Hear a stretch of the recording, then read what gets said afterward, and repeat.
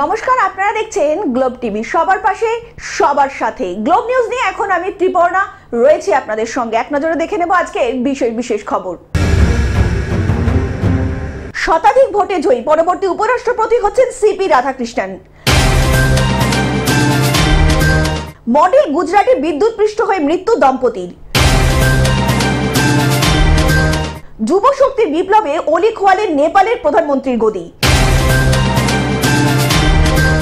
নৌকাডুবির ঘটনায় ব্যাপক চাঞ্চল্য। পুজোর সেরারা পাবে শারদ পুষ্পাঞ্জলি সম্মান। ভদ্রেশ্বরে ফুটে উঠেছে টেরাকোটার বিষ্ণু মন্দির। বক্সিং চ্যাম্পিয়নশিপে শেষ 28 জারিং। বৃষ্টিপাতের পূর্বাভাস।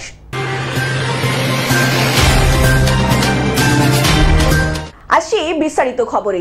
শতাধিক ভোটে জয়ী পরবর্তী উপরাষ্ট্রপতি হচ্ছেন সিপি রাধাকৃষ্ণন। 14তম উপরাষ্ট্রপতি নির্বাচনে প্রত্যাশা ছাপিয়ে বিপুল ভোটে জয়ী হলেন এনডিএ প্রার্থী। প্রায় 450 বেশি ভোট পেয়েছেন। দেশের পরবর্তী উপরাষ্ট্রপতি হচ্ছেন এনডিএ প্রার্থী CP Radhakrishnan. Bureau report, Globe news. Model গুজরাটে বিদ্যুৎপৃষ্ট হয়ে মৃত্যু দম্পতির। সোমবার রাতে এক আত্মীয়কে হাসপাতাল থেকে দেখে বাড়ি ফিরছিলেন রঞ্জন ও অঙ্কিতা সিংহাল। সেই সময়টা মটনগলি এলাকায় আসতেই রাস্তায় জল ভর্তি একটি গর্তে আটকে যায় তাদের গাড়ি। গাড়িতে থাকা মহিলা প্রথমে বিদ্যুৎপৃষ্ট হন। স্ত্রীকে বাঁচাতে গিয়ে বিদ্যুৎপৃষ্ট হন স্বামীও। ঘটনার পর খবর যায় স্থানীয় বিদ্যুৎ দপ্তরে। এলাকায় বিদ্যুৎ সংযোগ বিচ্ছিন্ন করে দম্পতিকে স্থানীয় হাসপাতালে নিয়ে যাওয়া হয়, তবে তাদেরকে মৃত বলে ঘোষণা করেন চিকিৎসকরা। এই ঘটনার পর গুজরাটের মডেল নিয়ে প্রশ্ন উঠতে শুরু করেছে রাজনৈতিক মহলে। Bureau report, Globe news.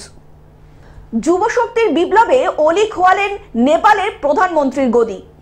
Janakantha রোধে সোশ্যাল মিডিয়ায় নিষেধাজ্ঞার অভিযোগে সোমবার সকালে তরুণ তুর্কিদের আন্দোলন শুরু হয়েছিল নেপালে। রাতের মধ্যে তা হিংসাত্মক চেহারা নেয়। পুলিশ সেনা প্রতিরোধেও কাজ হয়নি। অন্যদিকে বিপ্লবের বলি হয় 21 জন, আহত 300-রও বেশি। এমন অবস্থায় সোমবার গভীর রাতে সোশ্যাল মিডিয়ায় নিষেধাজ্ঞা তুলে নিতে বাধ্য হয় সরকার কর্তৃপক্ষ। তারপরেও আন্দোলন থামেনি। জনতার দাবি ছিল প্রধানমন্ত্রী কেপি শর্মা ওলির পদত্যাগ। শেষ পর্যন্ত পদত্যাগ করতে বাধ্য হন কেপি শর্মা ওলি। 73 বছরের ওলি নেপালের প্রবীণ বামপন্থী নেতা। তার সুদীর্ঘ রাজনৈতিক কেরিয়ারের সঙ্গী শুধুমাত্র অস্থিরতা। তার বিরুদ্ধে ক্ষমতা ধরে রাখার জন্য অসৎ উপায় নেওয়ারও অভিযোগ উঠেছে। উগ্র জাতীয়তাবাদ, চীনপন্থী এবং ভারত বিরোধিতার জন্য নেপালের রাজনীতিতে পরিচিত ওলি। ওলির বিরুদ্ধে অসাংবিধানিক উপায়ে ক্ষমতা দখলেরও অভিযোগ উঠেছিল। এই নিয়ে নেপাল 17 বছরে 14 বার সরকার বদলে সাক্ষী হয়ে থেকেছে। এমনকি রাজনৈতিক ডামাডোল, অর্থনীতি থেকে সামগ্রিক নাগরিক পরিষেবায় অবনতি হয়েছে বিভিন্ন ক্ষেত্রে। Bureau report, Globe News. নৌকাডুবির ঘটনায় ব্যাপক চাঞ্চল্য। ভারত বাংলাদেশ সীমান্তে মুর্শিদাবাদ জেলার রানীনগর থানার অন্তর্গত কার্গিল এলাকায় ভয়াবহ নৌকাডুবি। এই ঘটনা নিয়ে ব্যাপক চাঞ্চল্য ছড়িয়েছে গোটা এলাকায়। জানা গিয়েছে সকাল 7টায় চরণদাসপুরে কৃষিকাজের উদ্দেশ্যে প্রায় 35 থেকে 40 জন কৃষক তাদের কৃষিকাজের সরঞ্জাম 30টি সাইকেল নিয়ে নৌকা পার হচ্ছিল মাঠে যাওয়ার জন্য। এমন সময় মাঝ রাস্তায় নৌকা জলে ডুবে যায়। ওভারলোড ছিল, পানি একদিক থেকে লিয়েছে, তখন এই পারে হইতেছে, এই পাতে পানি লেমন হাতে ডুবে গেল নৌকা। সাইকেল ছিল, মানুষ ছিল 40 জন, আর সাইকেল 30-25টা মতন ছিল সাইকেল। হ্যাঁ, প্রথম ফ্যান দিয়ে পানি ঢুকে, তারপর এই সাইডে যখন পানি তখন এই সাইডে লোক হয়, ওমনি ডুবে যায় হাতে হাত। নৌকাটি ডুবে যাওয়ায় নৌকা থেকে বেশ কয়েকজন সাঁতার কেটে প্রাণ রক্ষা করেন, কিন্তু একজনের খোঁজ এখনো পর্যন্ত পাওয়া যায়নি। স্থানীয়রা তড়িঘড়ি তাকে উদ্ধারের জন্য কাজ চালিয়ে যাচ্ছেন। নিখোঁজ ব্যক্তির নাম সুজন শেখ। এই ঘটনাস্থলে উপস্থিত রয়েছেন রানীনগর থানার পুলিশ। চলছে ডুবুরি দিয়ে উদ্ধার কার্য অভিযান। ভাই পেছনের গলাতে ছিল যে ভাই আর উঠেনি। ভাই পেছনের গলাতে ছিল, ভাই আর উঠেনি। কোথায় যাচ্ছিলেন আপনারা? আমরা মাঠে যাচ্ছিলাম, মনে যাচ্ছিল, তার জন্য লোড ছিল। দিয়ে পেছনের গড়ই পানি তেলিতে ভাই বলছে লড়েছি না লড়েছে, পানি নিলে আর একবার ডুবে গেল, ভাই আর উঠেনি। ছিল 40 জনের মতো। কজন মিসিং আছে? হারিয়ে গেছে কজন এটা বলতে পারবো না। মুর্শিদাবাদ থেকে পার্থ মণ্ডলের রিপোর্ট, গ্লোব নিউজ। পুজোর সেরারা পাবে শারদ পুষ্পাঞ্জলি সম্মান। শারদ উৎসবকে আরো সুন্দর করে তুলতে বিশেষ উৎসাহ প্রদানের জন্য এই শারদ পুষ্পাঞ্জলি সম্মানের আয়োজন জানালেন বিধায়ক দেবাশিস কুমার। ভারত পুষ্পাঞ্জলি সম্মান 2025-এর লোগো উন্মোচিত হলো ফ্লোটেল হোটেলে। লোগো প্রকাশের অনুষ্ঠানে উপস্থিত ছিলেন আইপিএস শান্তিদাস বসাক, চিকিৎসক প্রসূন ঘোষ, উদ্যোগপতি তুষার কামদার, রাজেশ শেঠ, বিশিষ্ট আলোক চিত্রশিল্পী অনুপম হালদার, ফুটবলার সুমিত মুখার্জি, সমাজকর্মী নন্দিনী ভট্টাচার্য সহ বিশিষ্ট ব্যক্তিবর্গ।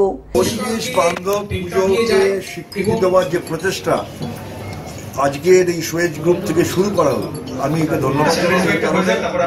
পরিবেশ ছাড়া এই পুজো কারো শহরই থাকবে না, মানুষ থাকবে না।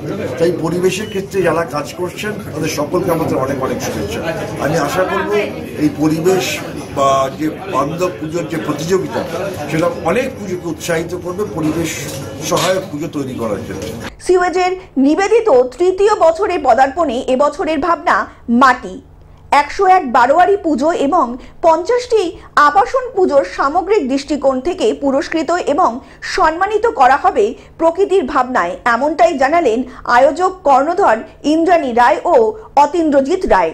শারদ পর্ব করে এসে তৃতীয় বছরে পা দিয়েছি। আমাদের উদ্দেশ্য বেসিক্যালি যে সবারকে বিউটিফিকেশন দেখা তার নয়, আমাদের সমাজের মধ্যে পার্টিকুলারলি একটা সচেতনতার বার্তা পৌঁছে দেওয়াটাই এবং প্রতিটা শারদ পুষ্পাঞ্জলি সম্মানের মুখ্য উদ্দেশ্য। শারদ পুষ্পাঞ্জলি সম্মান শুধু ওই প্রাইজ দিয়েই ক্ষান্ত হয় না, যে প্রাইজ আমরা শুধু প্রাইজ দিলাম, প্রাইজ ছাড়া প্রায় দেখলাম সুন্দর পুজো হলো, কোনটা পুজো ভালো হলো, সেটা শুধু উদ্দেশ্য নয়। সেই সচেতনতার কি বার্তা সমাজের কাছে যাচ্ছে সেটা নিয়েই আমরা বিচার করি, তার জন্যই পুরস্কার দিই। প্রতিটা গত 2 বছর ধরে আমরা দেখেছি যে 2 বছর আমরা মেন স্ট্রিমে আছি, 1 বছর আমরা এটা নিয়ে পরীক্ষা নিরীক্ষা করেছি। বলতে গেলে এটা আমাদের প্রথম 4 বছর, কিন্তু আমরা বলি আনুষ্ঠানিকভাবে আমরা 3 বছর।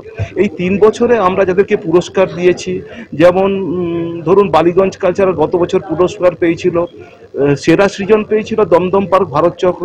তাদেরকে আমরা বেসিক্যালি একটা সমাজের প্রতি তাদের একটা বার্তা ছিল, সেই বার্তাটা বহন করে নিয়ে আমরা চিন্তা করেছি যে এবছর আমরা আরও নতুনভাবে কি করব। সেই জন্য এবছরের থিম আমার মাটি।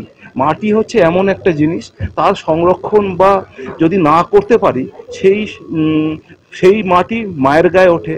মা যখন কোনো যদি পলিউটেড হয়ে যায় তাহলে আগামী প্রজন্মের জন্য আমাদের কাছে খুব বাজে বার্তা যাবে। সেই জন্য এবার আমাদের থিম হচ্ছে মাটি। মাটিকে সংরক্ষণ এবং তার জন্য যে সচেতনতার প্রয়োজন সেটা নিয়েই এবছরের কাজ। এবং প্রতিটা পুজো কমিটির কাছে আমরা বার্তা পৌঁছে দিয়েছি।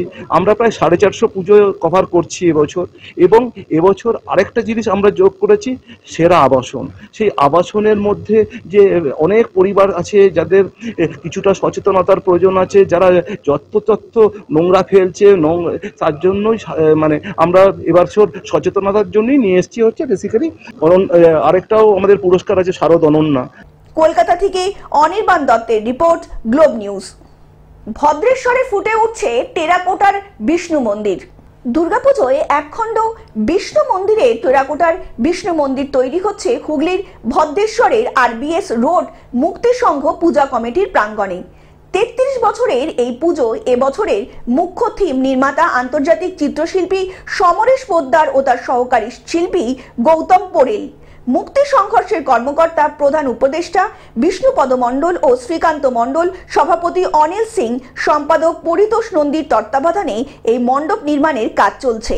মুখ্য থিম নির্মাতারা সমরেশ পোদ্দার ও সহকারী নির্মাতা গৌতম পোরেল জানান তারা বাঁশ, শোলা, থার্মোকল দিয়ে তাদের এই মণ্ডপকে সাজিয়ে তুলছেন এবং তারা সকলেই আশাবাদী এবছর পুজোয় ভালোই দর্শক সমাগম করবে তাদের মণ্ডপ প্রাঙ্গণে। আমি গৌতম পোরেল। তো এবছরে দুর্গাপুজো মুক্তি সংঘের ক্লাবে মেন থিম হচ্ছে বিষ্ণুপুরের টেরাকোটার উপরে বিষ্ণু মন্দির, যার প্রধান শিল্পী হচ্ছেন সমরেশ পোদ্দার এবং আমি শ্রী গৌতম পোরেল সহকারী শিল্পী হিসাবে আমরা দুজনে মিলে এই থিমটি এবছরে তৈরি করছি। তো আমরা মূল উদ্দেশ্য হলো যে বিষ্ণুপুরে যে বিষ্ণু মন্দির আগে যে মন্দিরটি তৈরি হচ্ছে, আমি এবং সমরেশ সঠিকভাবে সঠিক পদ্ধতির মাধ্যমে যেন সেরা কাজ এবছরে তুলে ধরতে পারি। হুগলি থেকে কৌশিক ঘোষের রিপোর্ট, গ্লোব নিউজ।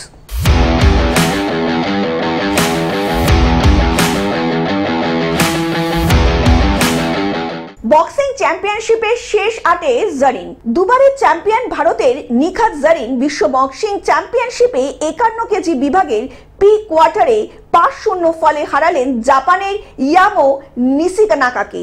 লিভারপুলে আয়োজিত এই প্রতিযোগিতার শুরু থেকেই অগ্রাসী হওয়ার চেষ্টা করেন জাপানের বক্সার, কিন্তু নিখাতকে তাতে পিছিয়ে দিতে পারেননি। এমনকি 2টি পেনাল্টি পয়েন্টও হয় জাপানের বক্সারের নিখাতের ছন্দ নষ্ট করার অভিযোগে। Bureau report, Globe news.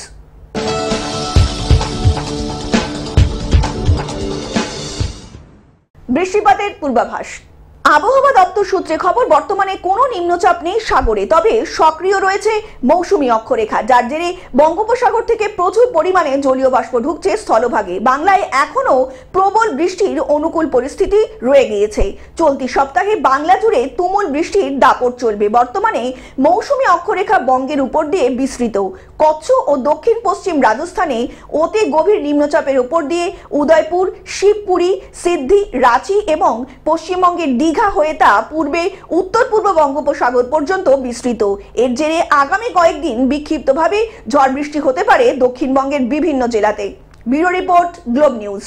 Television ছাড়াও গ্লোব টিভি এখন সর্বত্র সমাজ মাধ্যমে উপলব্ধ। বিস্তারিত জানতে ফোন করুন আমাদের টোল ফ্রি নাম্বার 180089194744 অথবা লগ ইন করুন আমাদের ওয়েবসাইট www.globetv.in। গ্লোব নিউজ এখন এ পর্যন্তই। দেখতে থাকুন গ্লোব টিভি, সবার পাশে সবার সাথে। নমস্কার।